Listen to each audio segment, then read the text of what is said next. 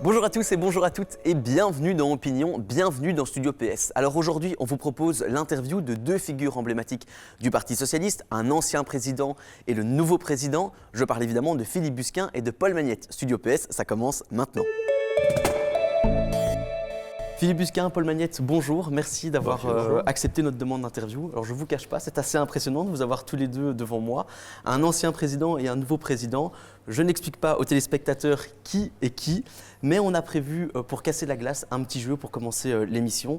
Un petit jeu de la première fois, rien de personnel. Est-ce que vous êtes prêts à jouer avec nous? Bien sûr. Bien sûr. Prêts? Oui. Voilà, le jeu de la première fois, ça commence maintenant. Alors, j'ai pour vous 5 cartes que je vous laisse piocher au sort. On va commencer par une carte. On commence par vous, Philippe. Voilà. Voilà, je vous en prie, vous pouvez la lire. Ah, la première fois où vous vous êtes rencontrés. Ouh là là. Je crois que c'est ici, à Charleroi, quand il avait été proposé par Elio pour venir un peu sauver la situation politique de Charleroi. La première fois qu'on s'est rencontrés, c'était en 91-92 à l'ULB. Tu étais venu une fois faire un débat avec les étudiants socialistes. Oui, c'est ça. Et tu étais là à l'époque. un étudiant socialiste, Carolo, que Oui. je connaissais, m'avait dit « Écoute, il y a Philippe Busquin qui vient ce soir, viens ». Et c'était dans une toute petite salle où il y avait 25-30 étudiants. Ce n'était pas un grand auditoire. Je me souviens qu'on mangeait des spaghettis bolognaises un peu froids dans une assiette en plastique. Oui, maintenant, donc je vois à peu c'était près. simple. Oui, c'est ça, oui. Et tu étais là et tu es resté toute la soirée. Je me suis dit, quand même, un président de parti qui passe toute une soirée avec 25 étudiants à discuter avec eux de ce que c'est le socialisme, l'engagement, la politique. Moi, je crois que ça m'avait marqué. Et quelques années plus tard, donc j'ai fini par adhérer au Parti socialiste. Mais cette idée de passer du temps avec des gens, des étudiants ou des jeunes, c'est vraiment quelque chose que je trouve très très important pour des hommes politiques comme nous et pour des présidents. On continue notre première fois. Paul, je me sens comme Madame Irma avec mes cartes. Merci. Première rencontre déterminante pour votre engagement socialiste. Ah, ça c'est une bonne question aussi. Moi j'ai toujours été de gauche, ça c'était très clair dans ma tête que j'étais de gauche, mais j'avoue que j'hésitais un peu entre... il y avait les gauches plus ou moins radicales, mon père était au Parti communiste, il y avait les écolos, il y avait les libertaires à l'ULB qui étaient plutôt sympas, et il y avait les étudiants socialistes, et j'ai un peu tourné entre tous ces milieux sans très bien savoir où j'irais finalement. Et puis, c'est le fait d'avoir rencontré des jeunes de mon âge qui étaient au Parti socialiste, que je trouvais particulièrement sympathiques, et qui m'ont emmené dans toute une série de lieux où on a fait la fête, j'avoue, autant qu'on a parlé de politique. Et puis c'est devenu des amis, et voilà, donc la question des personnes, ça joue aussi beaucoup. Encore une? Un souvenir de votre premier mai. Oui, bien sûr, c'était toujours un moment fort. Le 1er mai, c'était une grande rencontre, et ça avait une signification profonde. Et donc, moi, mon 1er mai, c'était entre autres ici à Charleroi. On était quand même...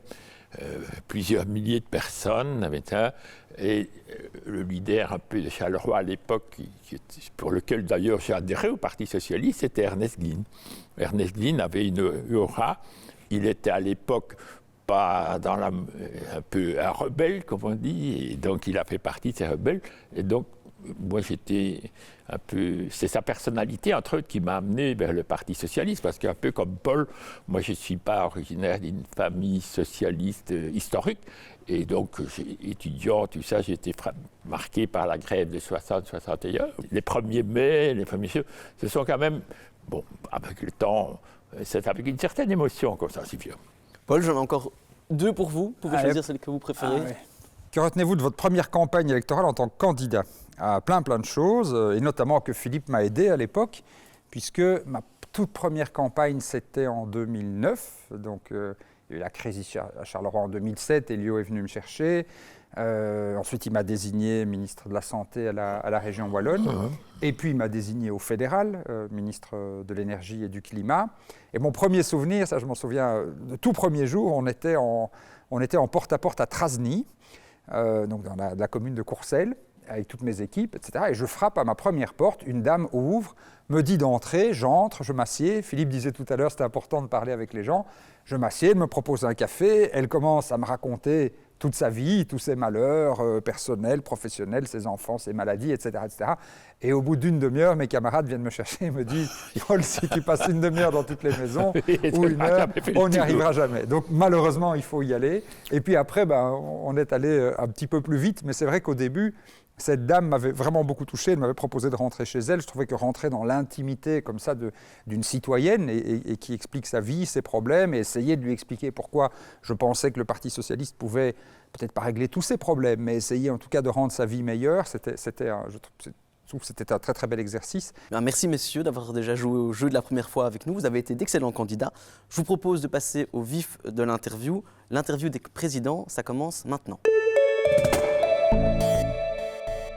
Alors Philippe, Paul, il y a une génération qui vous sépare. Philippe, vous étiez président du PS quand Paul, vous entriez finalement au Parti socialiste. Alors en toute franchise, quelle analyse vous faites du paysage politique actuel?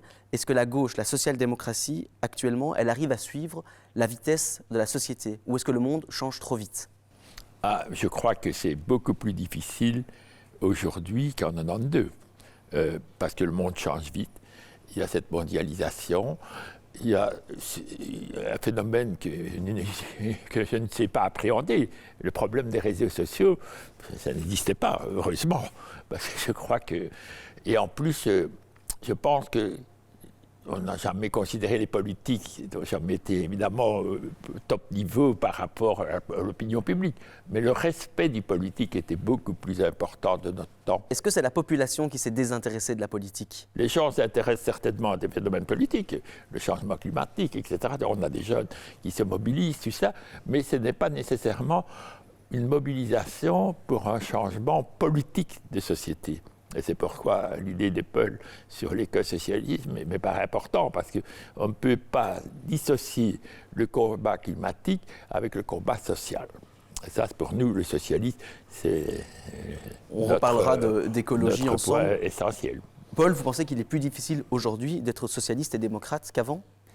Je ne sais pas, puisque j'ai adhéré au Parti socialiste il y a une petite trentaine d'années. Donc je crois que c'est quand même devenu un peu plus difficile, effectivement, parce que aussi on avait un espèce de monopole à gauche pendant très longtemps. Aujourd'hui, il y a eu quand même une espèce de dépolitisation de la société. C'est plus difficile de faire le geste de prendre un carnet, d'adhérer à un parti politique. C'est plus difficile de dire ouvertement « je suis socialiste ». Il y a une forme de pudeur par rapport à l'engagement politique. Et comme l'a dit Philippe aussi, on s'engage peut-être plus volontiers dans des causes pour les droits de l'homme avec Amnesty International, pour l'environnement avec Greenpeace, dans les mouvements de lutte contre le dérèglement climatique, et on s'engage moins dans des partis. On n'est d'ailleurs pas les seuls à être touchés. Donc oui, ça n'est pas simple, mais ce n'est pas parce que c'est compliqué qu'il ne faut pas continuer le combat. Une question qui s'adresse à vos deux générations. Philippe Busquin, vous avez travaillé à une époque où les réseaux sociaux n'existaient pas, vous l'avez dit. Paul Magnette, nous, les réseaux sociaux, on connaît ça particulièrement bien maintenant au PS. Que penser de cette présence des réseaux sociaux en politique? Les réseaux sociaux, c'est le pire et le meilleur à la fois. Ça peut être le meilleur parce que ça permet à des gens qui n'ont rien pour s'exprimer, qui n'ont pas d'argent, qui n'ont pas d'accès à la télévision, qui n'ont pas d'accès à la radio, etc. Mais s'ils ont un message fort, qu'ils arrivent à l'exprimer avec force, avec les réseaux sociaux, ils peuvent construire une vraie audience. Et on voit comme ça que des causes qui n'existaient pas, on voit par exemple, on a adhéré, nous, vraiment au combat que Raphaël Glucksmann mène pour la défense du peuple ouïghour contre le gouvernement chinois, qui est opprimé par le peuple chinois. Mais c'est vraiment grâce aux réseaux sociaux qu'il a pu faire émerger ce mouvement qui existe aujourd'hui dans toute l'Europe et même dans le monde entier. Donc ça peut vraiment être un outil de mobilisation formidable. À côté de ça, ça a le grand défaut d'être un lieu où on ne parle a priori qu'avec des gens qui sont d'accord avec nous.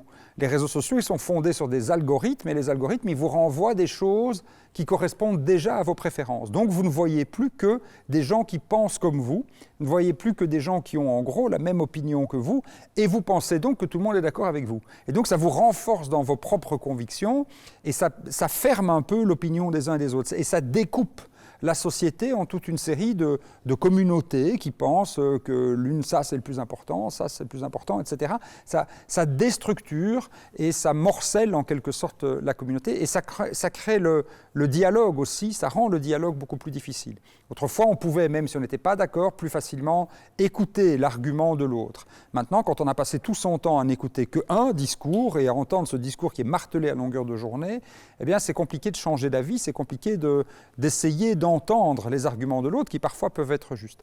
Et puis, le tout gros problème aujourd'hui, évidemment, c'est le pouvoir de l'argent dans les réseaux sociaux. Les réseaux sociaux, c'est d'abord des machines à fabriquer de l'argent. C'est pour ça que Facebook existe. Sinon, Mark Zuckerberg ne serait pas un des hommes les plus riches du monde.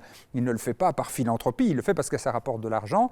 Et il y a des partis politiques, le PTB pour ne pas les citer, qui dépensent des centaines de milliers d'euros, des millions d'euros même sur Facebook pour promouvoir leurs vidéos. Et évidemment, alors tout le monde voit des vidéos du PTB parce qu'ils payent pour ça. C'est comme la publicité. Alors on a interdit la publicité électorale, on a limité les dépenses électorales, mais les réseaux sociaux sont en train de contourner tout ça. Et donc de corrompre la politique avec l'argent. Et ça, c'est un vrai problème auquel il faut s'attaquer rapidement. Philippe, à l'époque, les combats qui étaient à mener, est-ce que ce sont les mêmes qu'on doit mener aujourd'hui ou est-ce que les choses ont changé ? Je crois que fondamentalement, le combat est le même, c'est-à-dire de la solidarité, lutter contre l'injustice sociale, c'est le leitmotiv du socialisme.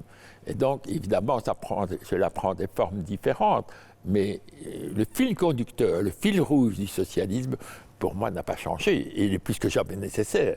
Et donc, je crois qu'il faut le répéter, mais il faut le mettre évidemment par rapport au problème du temps. Paul, Philippe le disait, nos valeurs, il faut les rappeler, il faut les marteler. Oui, il faut les répéter sans cesse. Il faut aussi rappeler nos combats, parce que parfois, beaucoup de citoyens ne se souviennent plus que la démocratie n'a pas toujours été là et qu'il a fallu que des hommes et des femmes mènent des grèves générales, qu'il y a eu des morts pour conquérir le suffrage universel, que la sécurité sociale, elle n'est pas tombée du ciel et que si aujourd'hui on a des soins de santé parmi les meilleurs du monde, si on a des pensions qui ne sont pas encore assez élevées mais qu'on relève, si on a des services publics, c'est parce que les socialistes se sont battus pour construire tout ça avec l'action commune, avec nos camarades des organisations syndicales, mais ce n'est pas tombé du ciel et ça doit toujours être défendu parce que la droite va toujours essayer, tout ce qu'on construit dans la sécurité sociale, dans les services publics, ne permet pas de faire du profit. C'est bien le but, c'est pas de faire du profit, mais c'est d'apporter du bien à la population, c'est d'améliorer la vie, d'améliorer notre santé, d'améliorer notre éducation, notre logement, etc. Et donc ça énerve la droite, parce que la droite, ce qu'elle veut, c'est faire du profit. Et donc elle va toujours essayer de privatiser, elle va toujours essayer de réduire les services publics, de réduire les dépenses publiques, de réduire la sécurité sociale. Donc on doit toujours mener un double combat, qui est à la fois un combat de résistance, et il faut assumer l'importance de la résistance dans le combat du socialisme. C'est résister pour empêcher que ce que nos parents, nos grands-parents ont conquis soit déconstruit par la droite. On l'a vu avec le gouvernement Michel, en 5 ans, ils ont fait des dégâts colossaux. Ils ont abîmé ce que nous avions mis des années, des décennies à construire. Et donc il y a toujours ce combat de la résistance et repartir avec de nouvelles conquêtes, parce que les inégalités, elles reculent, mais malheureusement, souvent, elles se recomposent. Il n'y avait pas de fracture digitale il y a 20 ans, tout simplement parce qu'il n'y avait pas de digital, mais à partir du moment où le numérique arrive, eh bien oui, il y a des nouvelles inégalités qui vont se construire. On ne parlait pas tellement des inégalités environnementales, et pourtant elles sont brutales. C'est les plus pauvres qui sont les plus exposés, on l'a vu cet été, aux inondations par exemple, qui sont les plus exposés à la pollution de l'air, qui sont les plus exposés à la pollution de l'air intérieur, qui sont les plus exposés à la pollution aussi sonore. Ce sont les plus pauvres qui ont le moins accès à l'environnement. Donc ce sont des nouvelles inégalités qu'il faut combattre. On s'est battu contre l'inégalité politique, et ça c'est une conquête pour toujours, j'espère en tout cas, la démocratie. On s'est battu contre l'inégalité face au destin grâce à l'éducation pour tous, à la santé pour tous, mais il faut continuer à se battre pour continuer à faire avancer cette égalité dans tous les nouveaux domaines où malheureusement les privilèges subsistent. Paul, vous parlez d'environnement. Philippe, vous avez une licence spéciale d'environnement à l'ULB. Vous êtes un des premiers diplômés d'ailleurs de cette licence spéciale. Est-ce que vous êtes un peu écosocialiste avant l'heure ? Oui, je pense, mais l'écologie, pour moi, n'est pas un élément politique au départ, puisque c'est une science, finalement, l'écologie. Alors que, évidemment, il y a des personnes, un parti qui a porté cette idée plus fortement que d'autres, c'est une réalité. Nous n'avons pas perçu, nous, à l'époque, suffisamment le changement, les nouveaux enjeux. Et donc, je crois que c'est une réalité, mais ça ne peut pas devenir non plus une idéologie dans le sens négatif du terme. Ça doit être toujours soumis à la critique, à la discussion.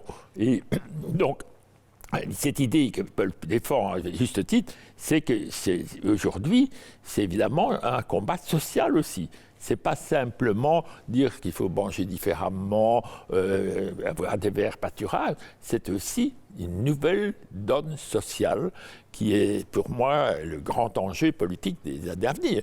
Il ne sera pas de transition énergétique si on ne parvient pas à régler des inégalités. Et le capitalisme, comme Paul le dit, est évidemment un des points. Vous avez tous les deux voulu, à travers votre action, accorder une importance prépondérante à la jeunesse et aux jeunes.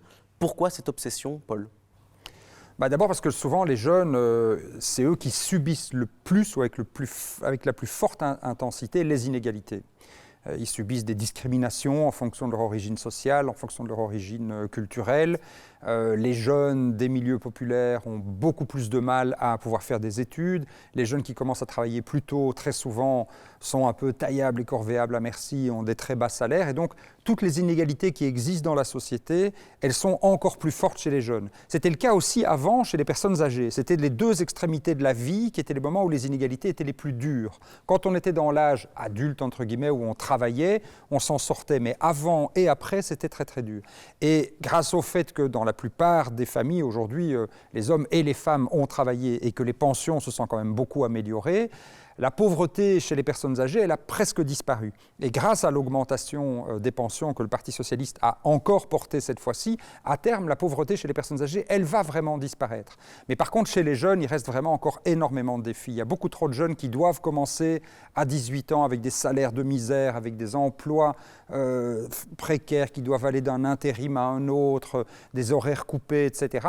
Et donc, défendre les droits des jeunes, c'est défendre les droits de l'ensemble de la société, mais en particulier chez ceux qui sont aujourd'hui les plus grandes victimes. Et puis c'est l'avenir. Et donc par définition, un parti comme le nôtre, qui est quand même un parti profondément nourri de la valeur du progrès, profondément nourri de cette idée que, c'était une phrase que beaucoup de militants socialistes utilisaient quand ils parlaient à leurs enfants, ils leur disaient « ta vie sera meilleure que la mienne ».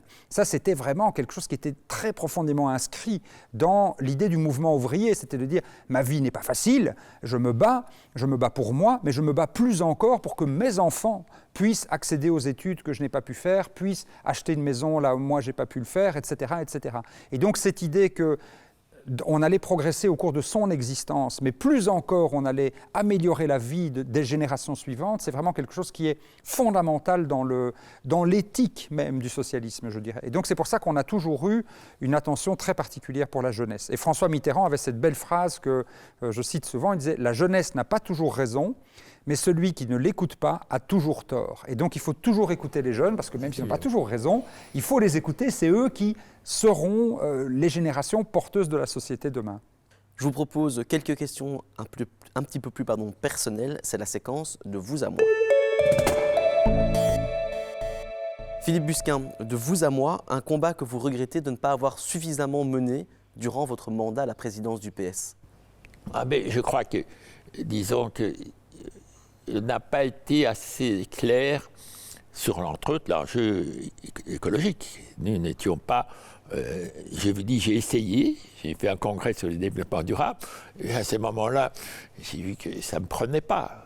Et donc là, j'ai peut-être levé le pied trop vite. Les gens n'étaient pas prêts à ce moment-là, non, peut-être? Dans notre électorat, et même dans l'opinion publique en général. Mais chez nous, j'avais fait venir qui était une amie et qui était la spécialiste du développement durable, qui était Nadine Gouzet, je ne sais pas si certains s'en rappellent, qui était une femme remarquable, qui a été pour la Belgique dans toutes les négociations, même avant les COP, etc. J'ai vu que la salle du Congrès, c'était au Janson à l'ULB. On se souvient, j'étais là. Il y avait du monde. J'ai vu que ça ne prenait pas. Donc là je n'ai pas persévéré. Paul, le combat que vous tenez absolument à mener durant votre présidence? Il y en a beaucoup, et j'espère que j'aurai le temps de les mener tous. Mais moi, je pense que s'il y a un combat qu'on doit continuer à mener, c'est celui de l'accès gratuit de tous aux biens essentiels. On l'a fait historiquement pour l'éducation d'abord, puis on l'a fait pour la santé.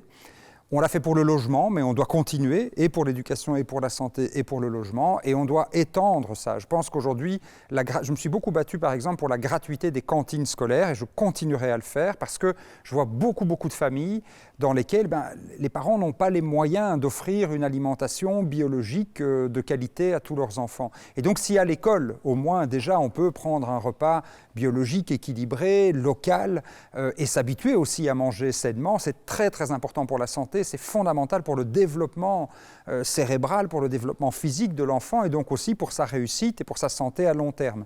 Les transports en commun, c'est la même chose. Je pense que le fait de se déplacer, au moins de se déplacer dans son environnement de vie, je ne dis pas qu'on doit pouvoir prendre le train gratuit pour aller dans le sud de la France, évidemment, mais pouvoir se déplacer dans sa région, entre son lieu de vie, son lieu de travail, vers les centres urbains, etc., c'est aussi un droit fondamental. Or, pour beaucoup de familles, les transports en commun, les abonnements scolaires, etc., c'est beaucoup trop cher. Et donc, on avance en Wallonie, on avance à Bruxelles et il faut continuer. Et je crois que chaque fois qu'on étend le domaine des biens essentiels qui sont offerts gratuitement à tous, on permet à tout le monde de s'épanouir, on gomme les inégalités, on crée de l'emploi. C'est meilleur pour la planète aussi, parce que ce soit des transports en commun, des logements bien isolés ou des bonnes cantines scolaires, c'est aussi meilleur pour la planète et ça crée de la cohésion sociale. Et ça, c'est aussi très important. Les jeunes, très souvent, quelles que soient leurs origines sociales, ils se retrouvent quand même dans les transports en commun, ils se retrouvent dans des fêtes, etc. Et puis la vie passe et ils se séparent. Et ils se séparent dans des groupes sociaux différents entre les plus ou moins riches et les plus ou moins pauvres.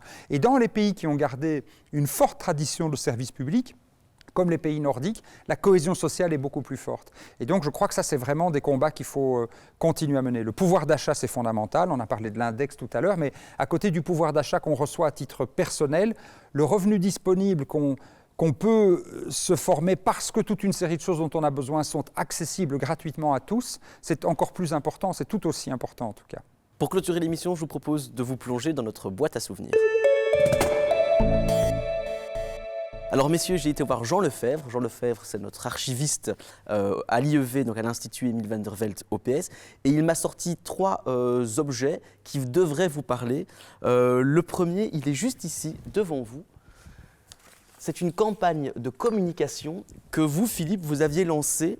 Elle s'appelle « Alors on se réveille ». C'était pour relancer la dynamique interne du parti. Oui, bien sûr. Parfois, il faut secouer ses troupes, même en interne. Oui, mais bien sûr. Ça, je l'ai expliqué, quand je suis devenu président, j'étais à l'époque très, très enthousiaste, mais très conscient qu'il fallait modifier le parti.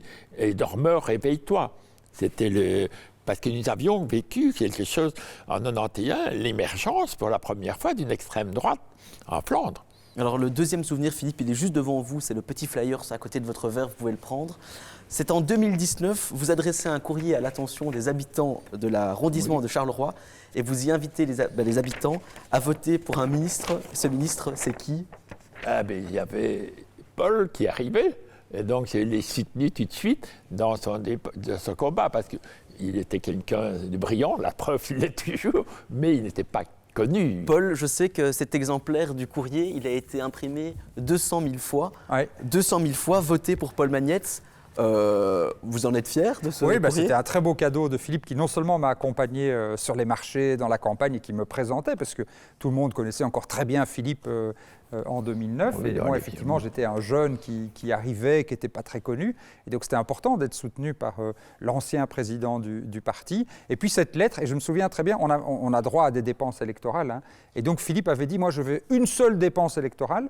Il était candidat aussi, en plus. Hein, donc, il était sur la liste. Il nous aidait à faire ça. Je ne sais plus, c'était ta 15e ou 18e campagne. J'étais le dernier sur la liste c'était mais et il avait dit, moi, une seule dépense électorale, je fais un courrier pour défendre Paul. Et puis c'est tout. Donc, c'était vraiment un beau cadeau d'accueil, et je suis sûr que ça m'a bien aidé aussi à remporter. Mais j'ai été élu d'ailleurs, hein. J'ai été élu en 2009, mais j'ai cédé ma place à un plus jeune. Voilà. Alors le dernier souvenir, c'est celui-ci, c'est le chapeau d'un personnage emblématique du Parti Socialiste. Je pense que vous savez, c'est le chapeau de qui ? C'est le chapeau du patron, comme on dit. C'est le chapeau du boss. Émile van der Velde, que pensez de ce personnage ? Que pensez de ce personnage encore aujourd'hui ? Je crois que c'était quand même quand on parle de monument, Émile van der Velde, c'était un monument. Et c'était un monument aussi pour l'Internationale socialiste. Paul, ce chapeau, ce personnage, qu'est-ce que ça vous évoque? C'est un chapeau, donc c'était un vieux militant qu'il a retrouvé dans son grenier à Saint-Gilles. Et donc il y était depuis quelques générations. Et on nous l'a rendu il y a quelques années. Donc évidemment, on le garde. Parce qu'en plus, ce chapeau est très connu. On voit beaucoup de photos d'Émile van der Velde avec ce chapeau dans les grandes réunions de l'Internationale où il croisait tous les grands leaders du socialisme du tout début du XXe siècle. C'est aussi un théoricien très important. Il a écrit beaucoup de livres sur le socialisme. Et puis, il a été élu pour la première fois, vous savez où? À Charleroi. Et donc voilà, c'était un Bruxellois. Mais comme le mouvement ouvrier était particulièrement fort à Charleroi, il est venu faire campagne et il a été élu à Charleroi. Donc Émile, c'est un peu un Carolo. En tout cas, on le considère comme tel. J'avais mesuré ça. J'apprends quelque chose. Voilà. Je n'avais pas mesuré ça. J'ai dû signer un papier pour recevoir le chapeau. On y tient beaucoup. En tout cas, Jean Lefebvre y tient beaucoup. On va clôturer cette émission. Merci beaucoup d'avoir été présent. Merci d'avoir répondu aux questions, d'avoir livré vos souvenirs. Merci à vous de nous avoir suivis. On se donne rendez-vous très bientôt pour une autre émission. D'ici là, portez-vous bien. À la prochaine. Bye.